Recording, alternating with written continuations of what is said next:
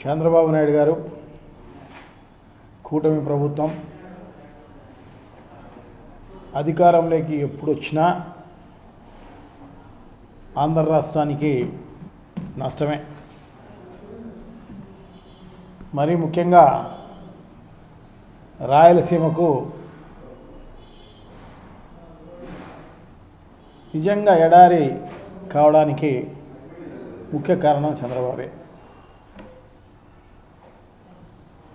ఎప్పుడు చూసినా అంతే. సో ఆయన ఎన్టీ రామారావుకు వెన్నుపోటు పొడిచి 94లో ముఖ్యమంత్రి అయినప్పటి నుంచి నష్టమే. 1994లో దీనికి సంబంధించి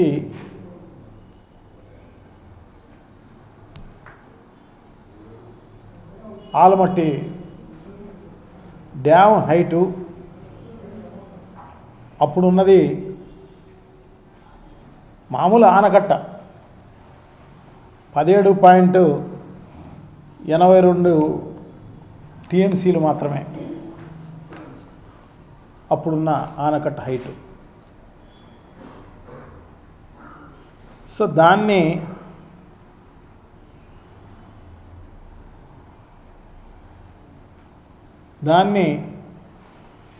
ఈయన పెద్ద ఎత్తున నేను దేవగౌడను ప్రధానమంత్రిని చేసిన అని చెప్పేసి జబ్బలు జరుపుకుంటూ ఉంటాడు ఎప్పుడు. సో దేవగౌడను ప్రధానమంత్రిని చేసినా మంచిదే. దేవగౌడను ప్రధానమంత్రిని చేసింది ఏమైందంటే, ఆయన ప్రధానమంత్రిగా ఉండగానే ఈ ఆలమట్టి డ్యాము హైటును ప్రపంచ బ్యాంకుతో రుణం మంజూరు చేయించుకొని 519.6 మీటర్లకు పెంచింది ఆ టైంలోనే. అంటే 17.82 టీఎంసీలు ఉన్న కెపాసిటీ కలిగిన ఆల్మట్టి డ్యాము ఈయన ప్రధానమంత్రిని చేసినందువల్ల, అప్పుడు ఈయన అబ్జెక్షన్ చేయనందువల్ల దేవగౌడ గారు ప్రపంచ బ్యాంకు రుణం తెచ్చుకొని దాని హైట్ పెంచి అది 129.72 టీఎంసీలకు చేర్చడం జరిగింది. 17.82 టీఎంసీలు ఉన్న కెపాసిటీని 129.78 టీఎంసీలకు చేరడం జరిగింది. అది మన చంద్రబాబు నాయుడు గారి ఆయన ముఖ్యమంత్రిగా ఉన్నప్పుడు మనకు జరిగిన నష్టం. మళ్ళీ 2014కు సంబంధించి కూడా, ఎందుకంటే ఆయన దాదాపు 10 ఏళ్ళు ఉన్నాడు. 94 నుంచి 2004 వరకు కూడా ఆయనే ముఖ్యమంత్రిగా కొనసాగడం జరిగింది. అంటే దానికి వివిధ కారణాల వల్ల ఆయన రెండోసారి ముఖ్యమంత్రి కూడా కావడం జరిగింది అన్నమాట. సో వాజ్పేయి కావచ్చు, ఇంకొకరు కావచ్చు, ఆ రకంగా ఆయన రెండోసారి కూడా ముఖ్యమంత్రి కావడం జరిగింది. 2014లో మళ్ళా ముఖ్యమంత్రి కావడం జరిగింది.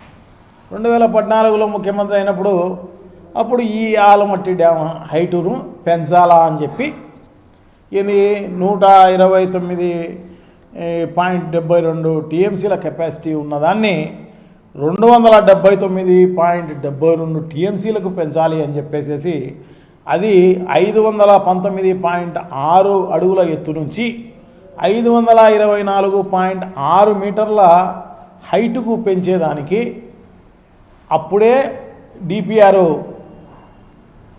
మొదలు పెట్టడం జరిగింది అన్నమాట. డిపిఆర్ చేసేదానికి టెండర్ పిలవడం జరిగింది. సో అప్పుడు కూడా చంద్రబాబు నాయుడు గారు అబ్జెక్షన్ చేసిన పరిస్థితి లేదు.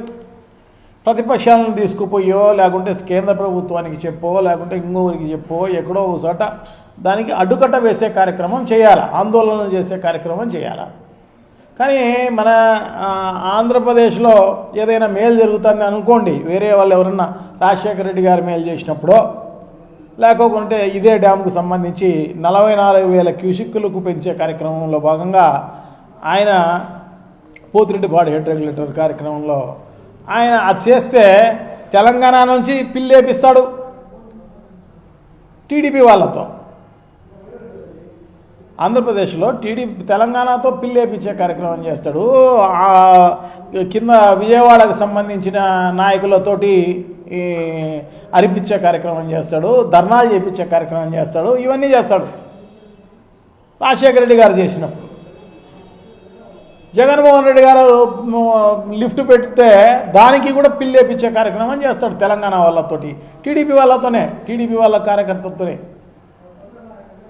కానీ కర్ణాటక కానీ, మహారాష్ట్ర కానీ, ఒరిస్సా కానీ ఇటువంటి పనులు చేసినారనుకోండి, మన చంద్రబాబు నాయుడు గారు పట్టించుకోరు. ఎందుకంటే ఇక్కడ ఆంధ్ర రాష్ట్రానికి నష్టం చేయాలన్నదే ఆయన ఉద్దేశం. ఆయన ముఖ్యమంత్రిగా అయ్యిందెందుకు? నష్టం చేసేదానికి అన్నమాట.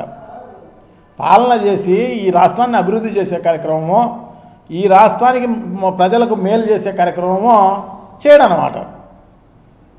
సో 2014లో డిపిఆర్ తయారైంది.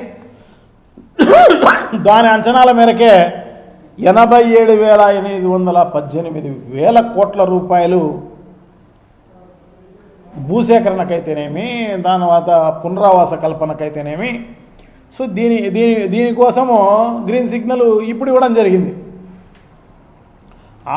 అప్పుడు డిపిఆర్కు టెండర్ పిలిస్తే అది ఈ రోజుకు మళ్ళీ చంద్రబాబు గారు ముఖ్యమంత్రిగా ఉండగా మళ్ళా అది ఇప్పుడు గ్రీన్ సిగ్నల్ ఇచ్చే కార్యక్రమం జరుగుతుంది అన్నమాట.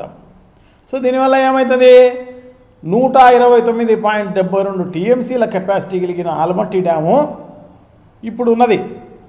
సో అది 279.72 టీఎంసీలకు చేరుకుంటుంది. అంటే 150 టీఎంసీలు కెపాసిటీ పెంచే కార్యక్రమం చేస్తున్నా కూడా కర్ణాటక ప్రభుత్వం దానిపైన ఏమాత్రం చర్యలు లేవు, ఏమాత్రం దాని గురించి పట్టించుకున్న పరిస్థితి లేదు. తెలంగాణ, దాని తర్వాత మహారాష్ట్ర ఇవి సుప్రీంకోర్టులో అన్న సవాల్ చేయడం జరిగింది దీనిపైన. ఆంధ్ర రాష్ట్రం మాత్రం పట్టించుకున్న పరిస్థితి లేదు. సవాల్కి సుప్రీంకోర్టులో అప్పీల్ చేసిన పరిస్థితి లేదు, బయట ఆందోళనలు చేసి ఆపే పరిస్థితి లేదు, పిల్లు అవి ఇవి వేసే కార్యక్రమం చేసి ఆపే పరిస్థితి లేదు. ఎన్జిటి కానీ ఇంకో చోట కానీ దానిపైన అబ్జెక్షన్ చెప్పే పరిస్థితి అంతకన్నా లేదన్నమాట. సో ఈ రకంగా చంద్రబాబు నాయుడు గారు ముఖ్యమంత్రి కావడం, ఈ ఆంధ్ర రాష్ట్ర ప్రజలు నష్టపోవడం, ఇది తప్ప వేరే కార్యక్రమమే లేదన్నమాట. ఈ రాష్ట్రాన్ని ఎలా ముంచేసే కార్యక్రమం చేయాలనేదే ఉద్దేశం. సో దానికోసమే ఆయన ముఖ్యమంత్రి అయినా అలా ముంచి ఎప్పుడు చూసినా కూడా ఏదైనా ఉన్న ఫ్యాక్టరీలు అమ్మేసే కార్యక్రమం, ప్రైవేటు పరం చేయడం, ఇప్పుడు మెడికల్ కాలేజీలు ప్రైవేటు పరం చేయడం, మిగతా అన్ని రకాలైన భూములు పైసలకే దారాదత్తం చేయడం, దాదాపు 3,25,000 కోట్ల రూపాయలు అప్పు చేసి ఈ రాష్ట్రాన్ని అభివృద్ధి చేసే కార్యక్రమం లేకుండా, ఈ రాష్ట్రానికి లేకుంటే చెప్పిన సంక్షేమ కార్యక్రమాలు కూడా అమలు చేసే కార్యక్రమం చేయకుండా ఒట్టి లంచాలకు కమిషన్లకు మాత్రమే ఆ డబ్బులు ఖర్చు పెడుతున్న పరిస్థితి అన్నమాట. చూడండి ఎంత దారుణం. ఈ రాష్ట్రం దివాలా తీపించే కార్యక్రమం చేసే కార్యక్రమంలో భాగంగానే చంద్రబాబు నాయుడు గారు ఈ రకంగా చేస్తున్నారని చెప్పేసి నేనైతే గట్టిగా భావిస్తానా, ప్రజలు కూడా అదే భావిస్తున్నారు అన్నమాట. సో తప్పకుండా బుద్ధి చెప్పే రోజు తప్పకుండా వచ్చే కార్యక్రమం ప్రజలు ఇవన్నీ కూడా గమనిస్తూనే ఉన్నారు. సో డెఫినెట్గా ప్రజలు బుద్ధి చెప్పే కార్యక్రమం చేస్తారని చెప్పేసి నేనైతే భావిస్తా. ఎందుకంటే ఇప్పుడు కర్ణాటకలో ఈ రకంగా 150 టీఎంసీల కెపాసిటీ ఆల్మట్టి డ్యామ్ పెంచగలిగితే నారాయణపూర్ డ్యామ్ కూడా పెంచే కార్యక్రమం జరుగుతోంది. దానికి కూడా డిపిఆర్ అయిపోయింది, దానికి కూడా తొందరలోనే పిలిచే కార్యక్రమం జరుగుతుంది. అయినా కూడా ఏమీ ఇబ్బంది ఇది చేసే కార్యక్రమం లేదు. సో అదే కాకోకుండా దానివల్ల దాదాపు, ఎందుకంటే 2 రాష్ట్రాలకు సంబంధించి తెలంగాణకు ఆంధ్ర రాష్ట్రానికి 811 టీఎంసీలు నికర జలాలు ఉన్నాయి. దీంట్లో దాదాపు 450 టీఎంసీలు పైనుంచి వచ్చే కార్యక్రమం జరుగుతుందన్నమాట. కర్ణాటక కానీ మహారాష్ట్ర కానీ మిగతా ఇక్కడ క్యాచ్మెంట్ ఏరియాలో ఈ మిగతా ఉండే కార్యక్రమం జరుగుతుందన్నమాట. సో ఇప్పుడు ఆ 450 టీఎంసీలకు సంబంధించి క్వశ్చన్ మార్క్ అనమాట. అక్కడ నుంచి ఒక చుక్క నీళ్ళు వచ్చే అవకాశమే లేదు. ఇప్పటికే దాదాపు 130 రోజులు 140 రోజులు ఉన్న వరద రోజులు సంవత్సరానికి ఇప్పుడు దాదాపు 40 రోజులకు 30 రోజులకు పడిపోయిన పరిస్థితి అన్నమాట. సో అది కూడా ఉండే అవకాశము నాకైతే అనిపించడం లేదు. అది కూడా ఉండే అవకాశమే లేదు.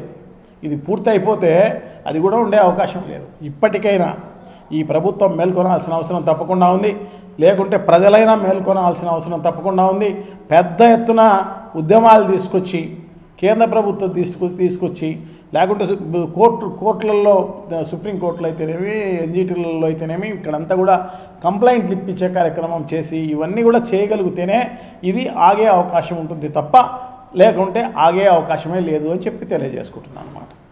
సో ఇప్పుడు జగన్మోహన్ రెడ్డి గారు కింద 800 అడుగుల్లో నుంచి నీళ్లు తీసుకుపోవాలన్నా కూడా ఇప్పుడు రాయలసీమ లిఫ్ట్ కానీ తెలంగాణలోనున్న కలవకుర్తి అయితేనేమి దిండి అయితేనేమి ఇవన్నీ కూడా మూలపడే కార్యక్రమమే జరుగుతుంది. అంటే తెలంగాణ నష్టపోయే కార్యక్రమం జరుగుతుంది, ఆంధ్రప్రదేశ్ కూడా నష్టపోయే కార్యక్రమం జరగబోతుంది అని చెప్పి తెలియజేసుకుంటున్నాం అన్నమాట. ఇప్పటికైనా ఈ ప్రభుత్వం మేల్కొనాల్సిన అవసరం తప్పకుండా ఉంది. సో డెఫినెట్గా మనం ఇప్పుడు ఎందుకంటే ఇప్పుడు ఏమాత్రం కలగజేసుకోకపోతే భవిష్యత్ తరాలు నష్టపోయే కార్యక్రమం జరుగుతుంది. సో డెఫినెట్గా మనం ఏమీ చేయకపోయినా ఎందుకంటే మనం స్వతహాగా ఈ రాష్ట్రానికి ఏం మేలు చేయం, కనీసం ఈ రకమంగా చేయగలిగితేనే ప్రజలు రేపు బతకగలుగుతారు. తాగునీటి కథ దేవుడు ఎరుగు, కనీసం సాగునీటి కథ దేవుడు ఎరుగు, తాగునీరు కన్నా నీళ్ళుండే అవకాశం ఉండదు అని చెప్పేసి తెలియజేసుకుంటాం. ఎందుకంటే మొత్తం కృష్ణా పరివాహక ప్రాంతానికి మనమందరం కూడా ఈ రాయలసీమ అయితేనేమి మిగతా కోస్తా విజయవాడ, కృష్ణా, గుంటూరు, ప్రకాశం, నెల్లూరు అన్నీ మొత్తం ఎడారిగా మారిపోయే కార్యక్రమం జరగబోతుంది అని చెప్పి తెలియజేసుకుంటున్నాం. ఇప్పటికైనా బుద్ధి తెచ్చుకొని ప్రజలకు బాగు కోసం ఈ రాష్ట్రం బాగు కోసం ఇప్పటికైనా కూడా ఈ ప్రభుత్వం మేల్కొనాల్సిన అవసరం తప్పకుండా ఉంది అని చెప్పేసి గట్టిగా డిమాండ్ చేస్తూ సో అదే కాకోకుండా ఎప్పుడు చూసినా తాకట్టు పెట్టే కార్యక్రమమే. సో ఇప్పుడు మొన్నైతే ఓటుకు నోటు కేసులో రాజధానిని పోగొట్టుకుని ఇక్కడ విజయవాడకు రావడం జరిగిందనమాట. సో ఆ ఓటుకు నోటు కేసుకు సంబంధించి ఇప్పుడు మనం ఈ రాయలసీమ లిఫ్ట్ త్యాగం ఎందుకంటే రేవంత్ రెడ్డితో మాట్లాడుకుని రాయలసీమ లిఫ్ట్ త్యాగం చేసింది ఎందుకంటే ఈ ఫోరెన్సిక్ ల్యాబ్లో అవన్నీ కూడా మొత్తం తగలబెట్టే కార్యక్రమం చెయ్యి, నువ్వు దాంట్లో విక్టిమ్గా ఉన్నావు, నేను కూడా ఉన్నాను, సో ఇద్దరం తప్పించుకుందామని చెప్పేసి మాట్లాడుకుని దానివల్ల రాయలసీమ జనాలతో రాయలసీమ ప్రజలతోటి పనంగా పెట్టే కార్యక్రమం చేసిన చంద్రబాబు నాయుడు గారిని చరిత్ర క్షమించదు, చరిత్రహీనుడుగా మిగిలిపోయే కార్యక్రమం జరుగుతుంది. సో ఎందుకంటే దేవుడు నీకు 4 సార్లు అవకాశం కల్పించినాడు సీఎంగా. సో దాన్ని నువ్వు ప్రజల కోసం ఉపయోగించుకోకుండా ఈ రకంగా రాష్ట్ర ప్రజల సర్వనాశనం అయ్యేదానికి తమరు పాల్గొన్న పరిస్థితి తెలుస్తోంది.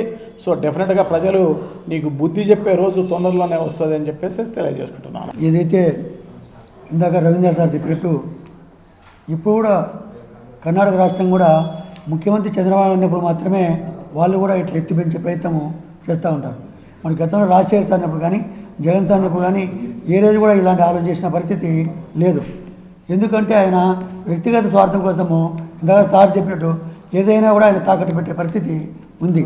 ఎందుకంటే నాడు మరి పోతిరెడ్డి పార్టీ సంబంధించింది రాజశేఖర్ సారు మరి సామర్థ్యం పెంచేప్పుడు కూడా ఆ రోజు దేవినేని ఉమాతో ప్రకాశం బ్యారేజ్ మీద మరి ధర్నాతో పాటు తెలంగాణ ధర్నా చేసిన పరిస్థితి, కోర్టుకి ఇచ్చిన పరిస్థితి. తర్వాత జిఎన్ఎస్ఎస్ సంబంధించి కూడా మరి ఆ రోజు ఎన్టీ రామారావు రూపకల్పన చేసినప్పుడు కూడా పనులన్నీ మనం పూర్తి బడ్జెట్ కేటాయించగా మిగులు పోయి తర్వాత ఆయన కృష్ణస్వామి కమిటీ వేసి గ్రావిటీ ద్వారా కూడా సాధ్యం కదా అసాధ్యం చేసిన వ్యక్తి ఆయన. మళ్ళీ అలాంటి వ్యక్తినే ఈ రాష్ట్రానికి కూడా నాడు ఇరిగేషన్ మంత్రిగా చేసిన పరిస్థితి. తర్వాత కూడా నిన్న రాయలసీమ లిఫ్ట్ సంబంధించి కూడా గతంలో జగన్మోహన్ గారు ముఖ్యమంత్రి గారు ఉన్నప్పుడు పనులు మొదలుపెట్టినప్పుడు ఇదే పెద్ద మంచి తెలంగాణతో పాటు కింద నాగార్జున సాగర్ ప్రకాశ బ్యారేజ్ కూడా ధర్నాలు చేసే పరిస్థితి. మరి రాయలసీమ ఎత్తిపోతల పథకం రాయలసీమ ప్రాంతానికి ఉపయోగం లేకుంటే ఎందుకు కింద ధర్నాలు ఆ రోజు చేస్తూ వచ్చినాడు? ఈరోజు ఆయన శిష్యునితో ఎందుకు మరి చీకటి ఒప్పందం కుదుర్చుకొని మరి ఈ ఆపించాలని చెప్తానే పరిస్థితి జరుగుతూ వస్తుంది. ఏదైనా కూడా నిధులు కూడా ఎప్పుడు చూసినా కూడా కేవలం 5-6 సంవత్సరాల నుంచి మరి ఎగువ రాష్ట్రాలు క్యాచ్మెంట్ బాగుండి అదృశ్యాత్తు వర్షాలు పడడంతో ఈ పరిస్థితి ఉంది. గతంలో 14-19లో కూడా ఆయన ముఖ్యమంత్రి ఉన్నప్పుడు ఎన్నోసార్లు మరి రవీంద్రనాథ్ సార్ ఆ రోజు శాసనసభ్యులు అన్నప్పుడు మిగతా జిల్లాలు కూడా అందరినీ కలిపి మైదుగురు కూడా పెద్ద ఎత్తున మరి ధర్నాలు రాస్తాకులు చేసిన పరిస్థితి. ఆ రోజు తాగునీటి కానీ ఆరుతడి పంటల కోసం అని చెప్పి చేసిన పరిస్థితి. ఇప్పుడు ఈ ప్రకృతి కరుణిస్తా పోతుంది కాబట్టి దీని వల్ల మనకు తెలియలేదు. దురదృష్టాత్తు భవిష్యత్తులో మనకు వర్షాల దేవుడు వరుణదేవుడు మన కరుణించి కూడా ఇబ్బంది పెట్టినప్పుడు ఈ పరిస్థితి తెలుస్తాడు. ఏదేమైనా రాయలసీమ ద్రోహులుగా వీళ్ళు నిలబడతారని చెప్పి కూడా మీకు తెలియజేసుకుంటారు.